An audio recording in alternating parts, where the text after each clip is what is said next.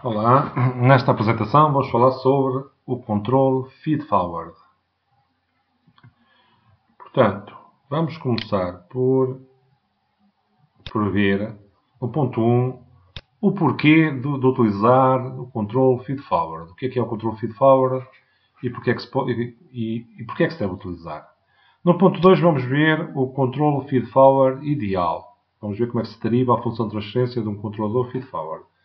No ponto 3 vamos ver o controle feed-forward aproximado. E no ponto 4 vamos ver o controle feedback com feedforward. Portanto, vamos começar então por ver a motivação, o que é o controle feedforward e porquê utilizar o controle feedforward. Vamos assumir que temos um sistema de controle em que a variável de comando está representada aqui por V, a saída controlada por Y, e que temos uma perturbação que está representada aqui por D, da qual nós sabemos qual é que é a dinâmica, que é representada por este modelo GDDS. Portanto, vamos assumir que esta perturbação é uma perturbação que podemos medir, que temos uma dinâmica representada por GDDS e que sabemos que é uma perturbação frequente e que afeta de forma significativa a saída controlada. Portanto, a questão é, se nós sabemos que esta perturbação ocorre, será que não podemos fazer qualquer coisa, estar preparados para a eventualidade dela acontecer, a podermos anular? Portanto, e a resposta para esta questão é exatamente o controle feed-forward. Portanto, nós vamos ver como é que nós podemos fazer qualquer coisa aqui na variável manipulada, no U, de forma a anular o efeito do D. Portanto, e a resposta para isto, então, é considerar um controlador, que é este controlador GFF, que é o controlador feed-forward, que está aqui. E então, o objetivo é, quando a perturbação ocorre aqui, vamos supor, por exemplo, um degrau, ocorre aqui, uma perturbação em degrau, ele vai ser sentido na saída controlada através deste ponto de soma, mas nós vamos ver como é que nós podemos, através do controlador feed-forward e da ação do processo, anular esta perturbação. Portanto, se nós calculássemos agora a expressão matemática que permite determinar a saída em função do D, íamos chegar a esta expressão, ou seja, o Y, não é? Neste caso, é igual a esta parte aqui, ao GFF, vezes o GP, portanto, este termo aqui, mais o GD, que é este termo aqui, ambos vezes a perturbação, que está aqui em evidência. Portanto, se nós considerássemos agora, em vez da variável em regime estacionário, se considerássemos a variável de desvio, quando nós considerarmos que estas são variáveis de desvio, não é? Como é que nós conseguimos que, havendo uma perturbação, este desvio aqui nesta variável seja nulo? Ora, nós sabemos que a perturbação não é nula. Portanto, para que este produto seja nulo, se um dos fatores não é nulo, só podemos fazer com que o desvio seja nulo se este termo aqui, este fator, for nulo. Ou seja, se pegarmos no GD mais o GFF vezes o GP igual a zero, em que condições é que isto é nulo? E então, se resolvermos isto em ordem a GFF, chegamos a esta conclusão. Se nós implementarmos o controlador feed-forward como sendo menos o GD a dividir pelo GPDS, vamos anular matematicamente a perturbação que ocorre em D. Portanto, isto é uma expressão do controlador feed-forward ideal. Portanto, a expressão do controlador feed-forward ideal é igual a menos a dinâmica da perturbação, que é o GD, a dividir pela dinâmica do processo, que é GPDS. Teoricamente, se conseguirmos implementar, e depois vamos ver com outras condições, este controlador, anulamos completamente a perturbação. E vamos ver um exemplo que permite mostrar isto mesmo.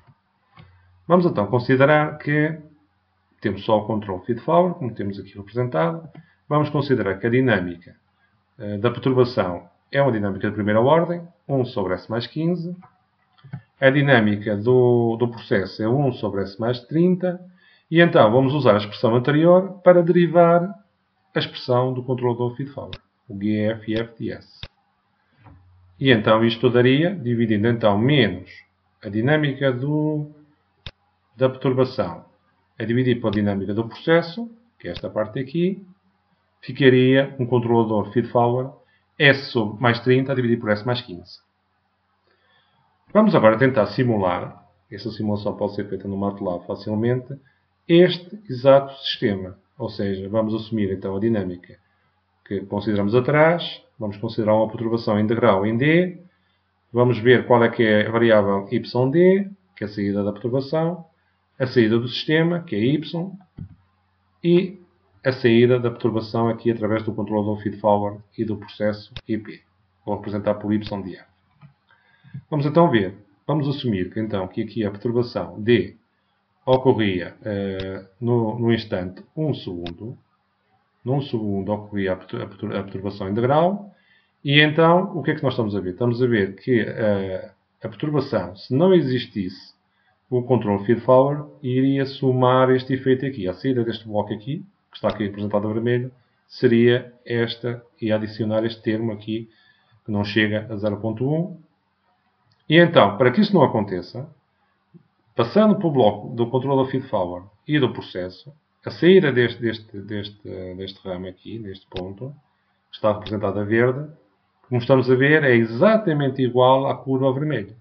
Ou seja, se nós então subtrairmos este sinal por este aqui, o vermelho e o verde, eles vão se anular. Portanto, a saída Y, que está aqui representada a preto, fica a zero. Ou seja, provamos que, efetivamente, idealmente, esta perturbação que ocorreu aqui em D integral, não se ia sentir na saída do sistema. O que é de facto fantástico, teoricamente é uma beleza, e o controle feed-forward, de uma forma geral, não se utiliza sozinho. E vamos ver agora alguns dos motivos pelos quais o controle feed-forward ideal, ou chamado perfeito, não é possível de implementar na prática, porque é uma pena. Para começar, os modelos que utilizamos para derivar a expressão do controlador feed-forward só são uma aproximação da realidade e não uma representação exata e imutável da dinâmica dos sistemas. Isto porque os sistemas, na prática, sistemas mecânicos, qualquer tipo de sistema, têm desgaste, não é? Portanto, além disso, os modelos são só uma aproximação. Portanto, podemos ter um controle muito bom, mas nunca vai ser perfeito. Depois, além disso, podem existir outras perturbações a afetar o sistema, que algumas podem ter ser medidas e que não é possível ter um controlador para cada uma das perturbações. E, por fim, o controlador feed-forward ideal tem de ser implementável, ou seja, tem de ser realizável. E, portanto, a função que se obtém tem de ser uma função própria. Ou seja, se nós vamos imaginar que o processo é um processo de primeira ordem com atraso no tempo. E a perturbação também tem a mesma dinâmica. Um sistema de primeira ordem com atraso no tempo. Dividindo, temos aqui uma expressão genérica para o controle feed-forward, em que o ganho do controle feed-forward é igual a menos kd, que é esta constante aqui, a dividir por k, e o LFF, que é esta constante aqui, de atraso, é o LD menos o L.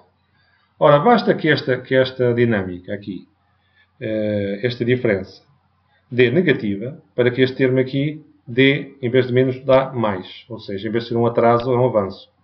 O que é impossível de implementar fisicamente. Ou seja, se nós tivermos um termo que resulta do controle feed-forward ou mais, esta parte não pode ser considerada, temos de desprezar e aproximar com outra dinâmica. Também não podemos ter termos que resultem em polos instáveis. E, portanto, muitas vezes o controle feed-forward é só uma aproximação do controle feed-forward ideal. Como tinha dito, este tipo de controle feed-forward utiliza-se em combinação com o feedback. Portanto, há uma série de condições que é preciso saber a questões como: quando se deve utilizar o controle feed-forward? Só se pode utilizar o controle feed-forward, em princípio, se o controle feedback sozinho não for satisfatório. Se houver uma perturbação que seja significativa em termos de desempenho na saída do sistema, para além de outras condições de causalidade entre a variável manipulada U e o D, e de mais a mais, há uma condição que é muito importante, é que esta dinâmica aqui de GD não deve ser muito mais rápida que o GP. Porquê? Porque se isso acontecer, vamos ter uma dupla compensação. Ou seja, este controlador feed-forward vai tentar compensar a perturbação, mas ao mesmo tempo o feedback vai sentir a perturbação e vamos ter uma sobreposição entre feedback e feed-forward que muitas vezes não resulta bem. Portanto, existe um conjunto de condições que aconselham a utilização ou não do controle feed-forward, que depois têm de ser melhor vistas. E assim termina esta apresentação breve do controle feed-forward e também feedback, recomendando uma leitura de um livro muito bom, o Process Control Designing Process and Control Systems for Dynamic Performance, do Marlin, que tem uma secção muito boa sobre o control feed-forward, e também a sebenta as PID Control Simplified. Termina assim esta apresentação. Espero que tenham gostado.